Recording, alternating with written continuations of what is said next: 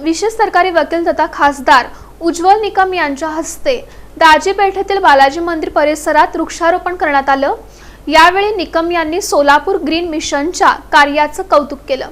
Solapur green मिशनच्या वतीनं एक घर एक झाड उपक्रमांतर्गत 5000 वृक्षांचं रोपण करण्याचा उपक्रम हाती घेण्यात आला असून मंगळवारी दाजी पेठेतील बालाजी मंदिर परिसरात विशेष सरकारी वकील तथा खासदार उज्ज्वल निकम यांच्या हस्ते वृक्षारोपण करण्यात आलं। या प्रसंगी सोलापूर ग्रीन मिशनचे संस्थापक डॉक्टर सूर्यप्रकाश कोठे, महापौर विनायक कोंड्याल, नगरसेवक मेघनाथ एमुल, व्यंकटेश चिलका, अंबादास भिंगी, राज महेंद्र कमटम, कुमुद अंकाराम, तुषार जक्का, सूर्यकांत जिंदम, वासुदेव इप्पलपल्ली यांची प्रमुख उपस्थिती होती।